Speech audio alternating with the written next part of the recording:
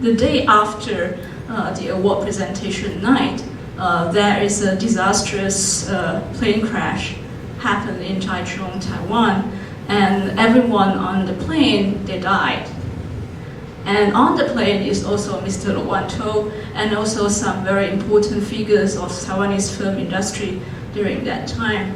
And Lo Wan-to was believed to, what he was doing on the plane was,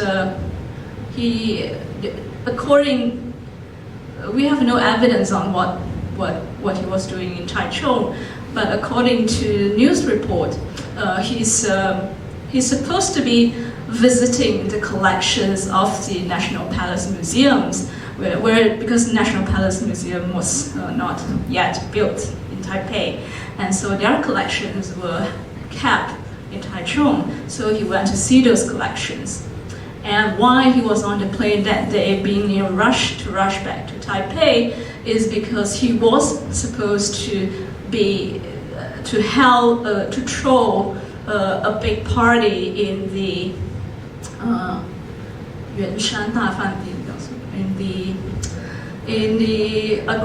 Grand Hotel in Taipei, where the hotel on the hill in Taipei, and so he was supposed to be throwing a big party, but apparently after the plane crash, the party never happens.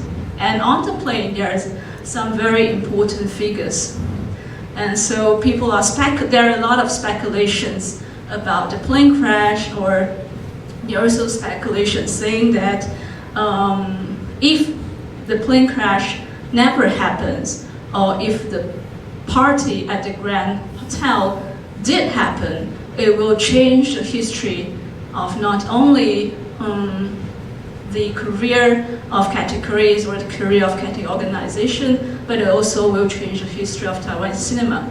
But there's only speculation because it never happened because of his death.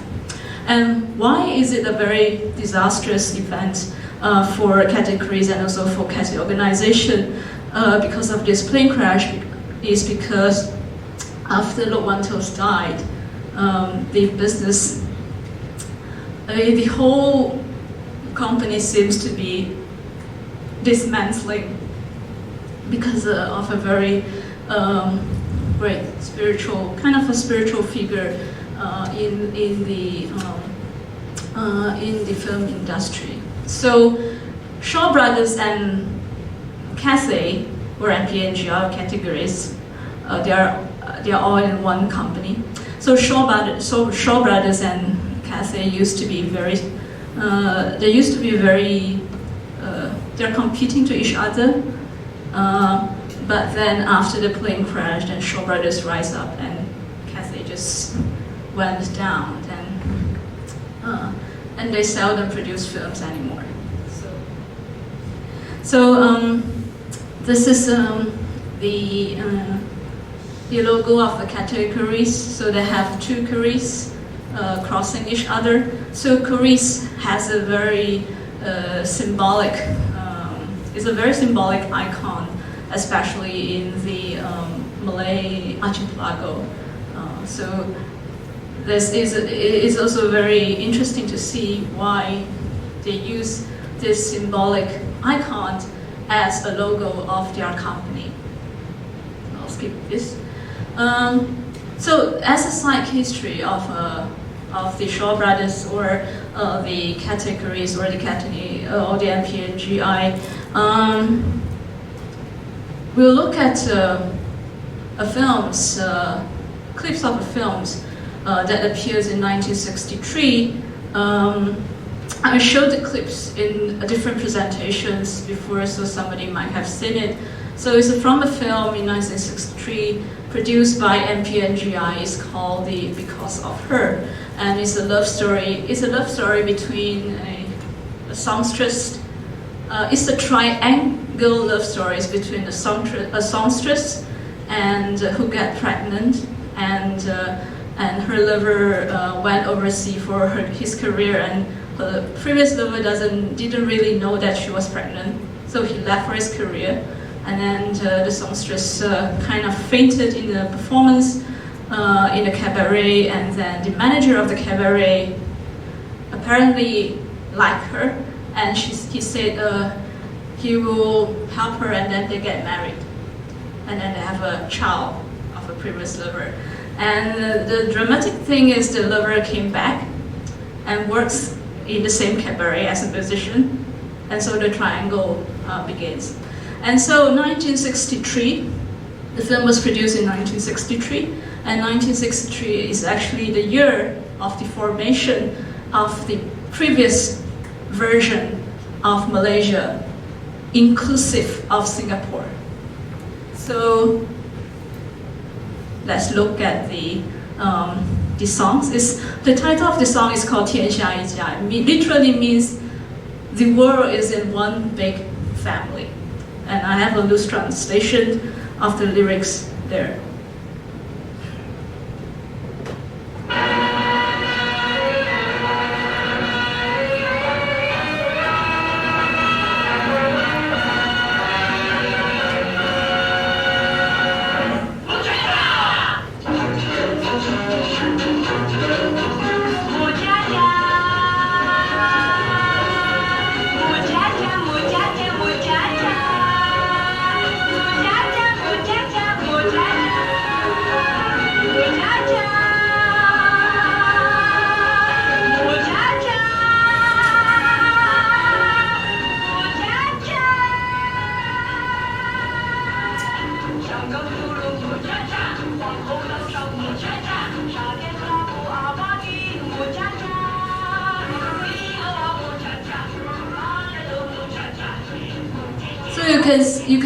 You can look at the lyrics at the side where the countries that you mentioned, they are actually also the countries of the allies, the British American allies.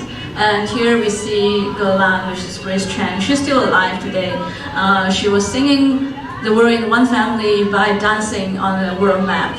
So I think it's a quite fascinating metaphor in a way, or how this popular films or these popular film stars being used as a tool to portray a kind of idea that the hidden power would like to portray. And there's one thing that I also like to mention, that there is a saying, or there is a belief, that the Southeast Asia Film Festival in the early, and even during the Asia Film Festival, is actually there's a hand behind the Japanese film producer, which is the American news agency.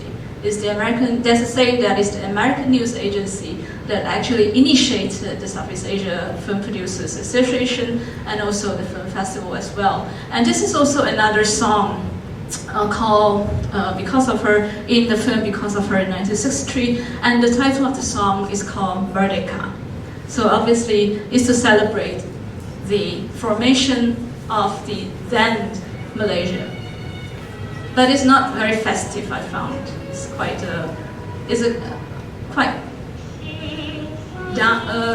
low tones of celebration of a newborn country. So it says the new rising Malaya is a very beautiful country. There are tin mines on the mountain, and there are a lot of forests. And no matter you're a man or woman or young, everyone living happily together, and everyone is haha. They are laughing, and they are working very hard together to build a Malaysia that has a very great future.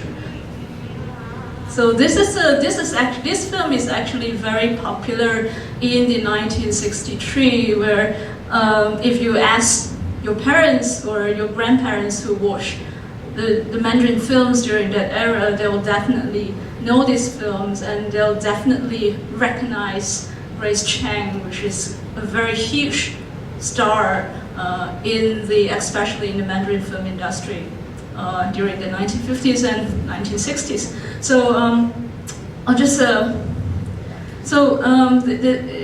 I was supposed to show my works that has reference to the side history that I have mentioned. This is a series of work of mine that is called the Keris Project. And I have a 3 series of it, and so the first series is called the Keris Project, the never-ending tale of Marietin spices and the harimau. I don't think I have time to show the video clips. Is actually an installation that is going to include in the group show in the Kaohsiung Fine Arts Museum that opens next Friday, and it exhibited until September. So if you have time, just go and take a look at the work if you're interested in Kaohsiung. And I'm going to show you very short clips of the second series of the work. This is the installation views of the second part of the work. So it's called the Keris Project 2, If the Party Goes On. So it kind of depicts from the story of Lwanto's never happened party. So with speculations of what if the party goes on. So it's kind of like a very strange narrative of things that we can take a look at some of the very short clips of it.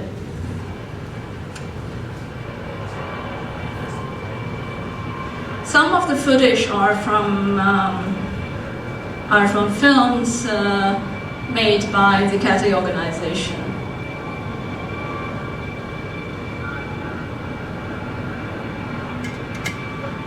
And I made this series of works produced by a fake studio that I make up called the Keris Film Studios. So in the videos of the installation, they are all made by the Keris Film Studios, but the studios doesn't exist actually. So if the party goes on, it kind of loosely the loose narration is a love story between Sita and different figures of a secret agent using different names.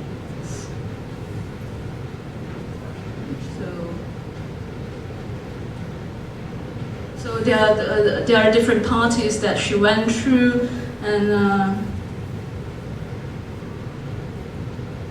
something like this.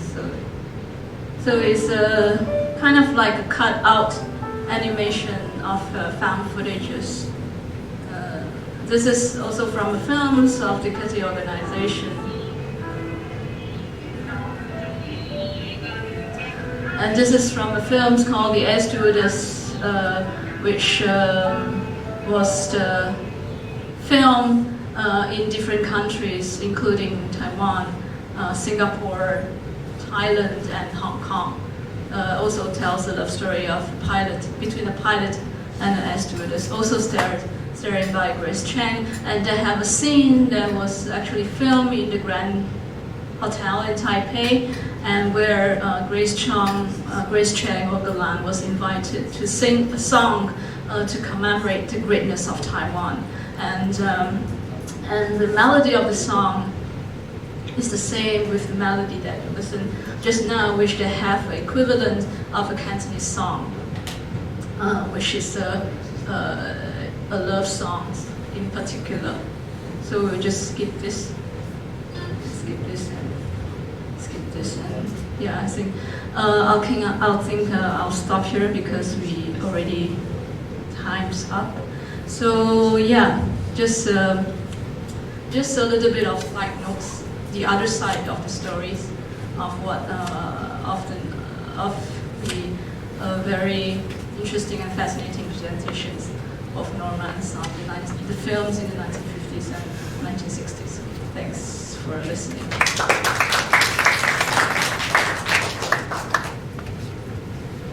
Thank you, Sally. And we invite Sally and Dr. Norman on the stage. And it's very fascinating when we talk about the golden era or golden age of Malay cinema. We tend to be a bit of nostalgic about it. And it is also very interesting that how Malaya and Singapore was like a core spot, an interesting core spot where filmmakers, production house, different stakeholders and different interests in Malay films. So for whom the films are made for, and who are making those films. And so I think Sawi also pointed out the political side of it, especially during the era of the Cold War. I think we can have more discussion about this. And we're slightly delayed, but we still have some time for discussion and Q&A. Are there any questions? Comments?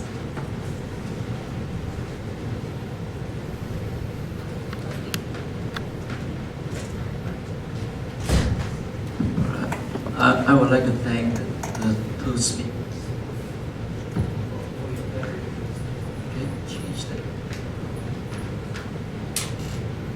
For your very resourceful talks. Now, I have just a very brief question for Dr. Norman. From your talk, we know that Malay cinema in the 50s and 60s borrowed actually a lot of things from different places. There were filmmakers, technicians from different places, and a lot of borrowings. But then, I know you didn't mean to do this, but it seems that we are given the impression that Malay cinema wasn't innovating at all. It's like Malay cinema was a copycat. You did not mean to make this judgment, right? But then I just would like you to say to offset that, right?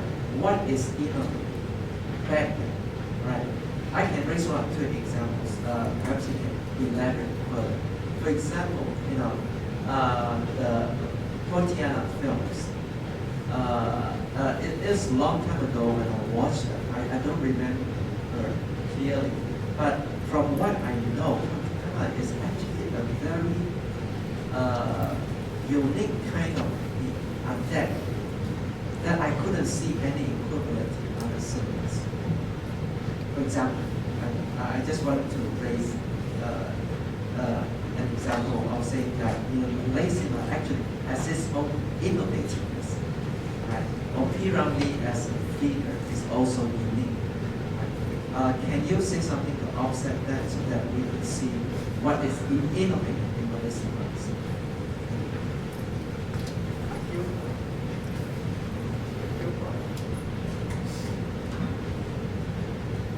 Thank you for your questions. What is innovative when it comes to these old Malay films? I think the rich references and drawing on other global cinematic forms and practice themselves can be considered innovative, because when it comes to artworks, it's very difficult to define originality and authenticity.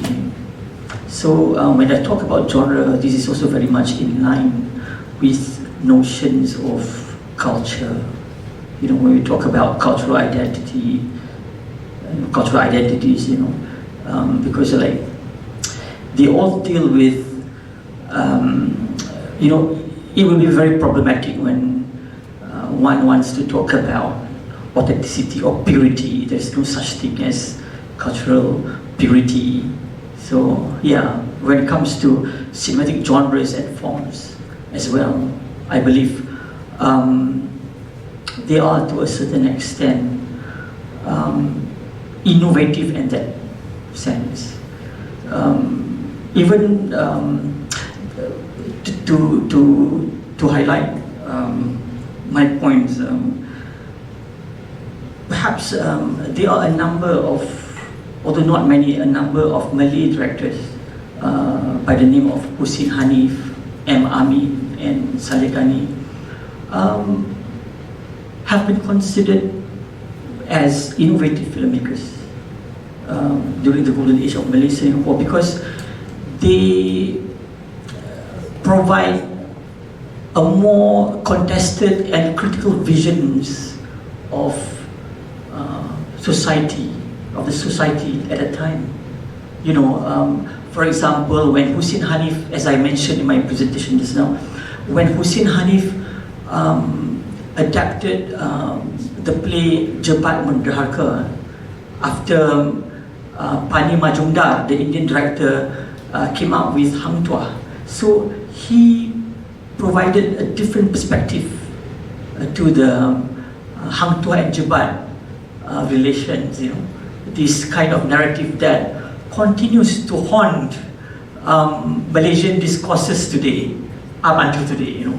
Yeah, even when you talk about, I mean, culturally speaking, when you talk about Malayness or Malay culture as well, I mean, even Malayness, you know, entails so much, is a processes of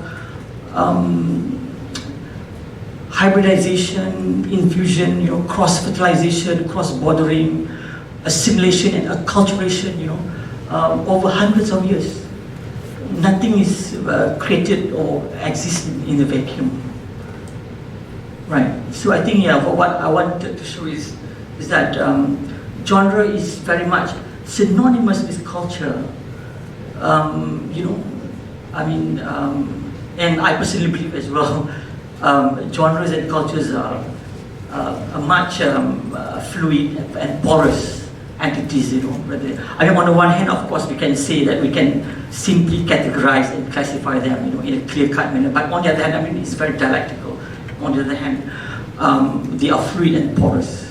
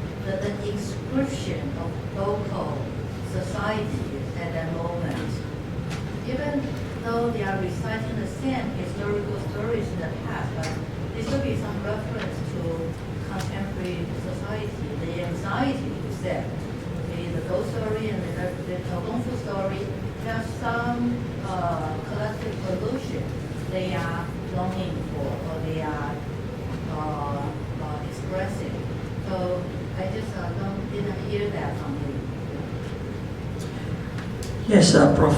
Yes, you're right. Actually, yes, because this is generally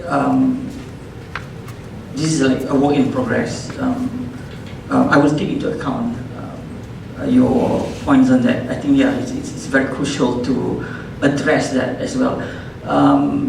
Yeah, but I believe because genre, I think is a crucial or important tool or mechanism, or as a means for cultural dialogue. Actually, you know, engaging the viewers in a shared dialogue that tend to, you know, perhaps reaffirm or re-endorse or even challenge or contest cultural identity or cultural values. Yes, I think, yeah, of course, genre cannot, I mean, ideologically speaking, genres are always seen serving a kind of like social functions or ideological functions.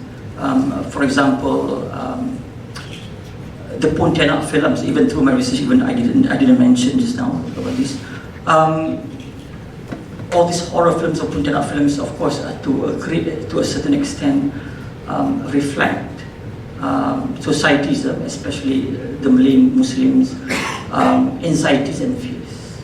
You know, the repressed anxieties and fears. And yeah, I think similarly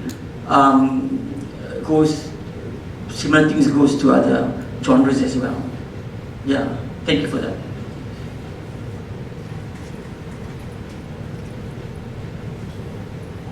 But maybe just to kind of follow up on that, you could talk about Hussein Hanif's Jabat as you were, maybe elaborate as how is it responding to Hang Tuah?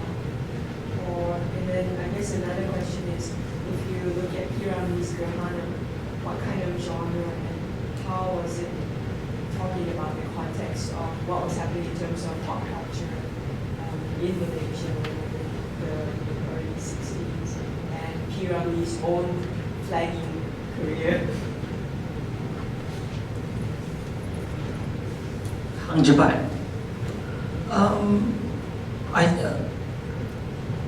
From my own reading,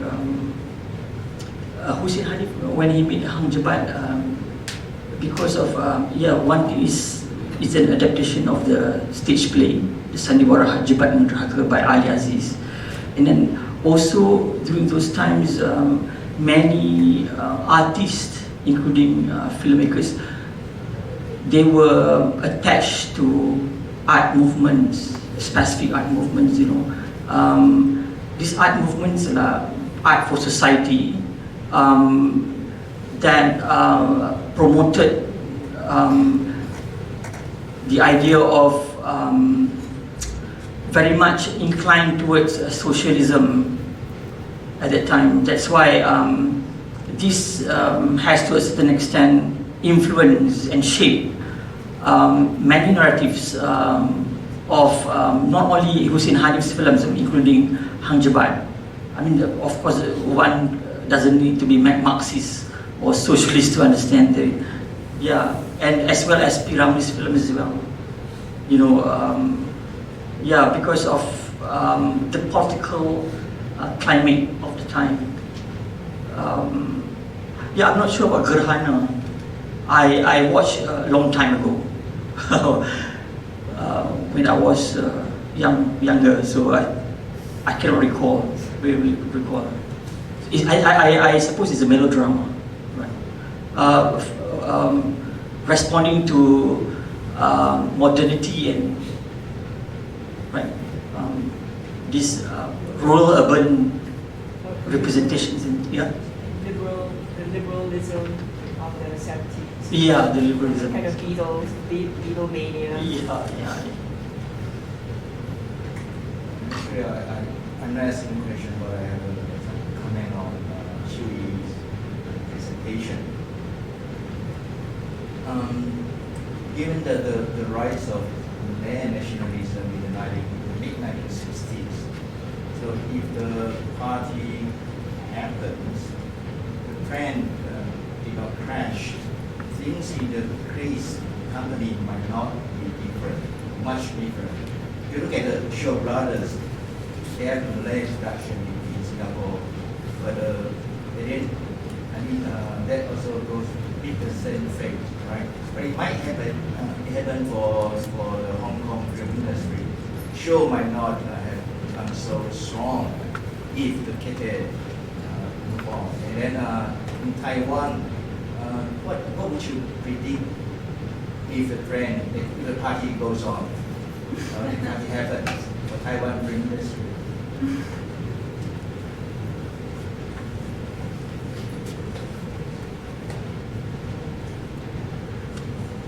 I think what will happen if the party happens?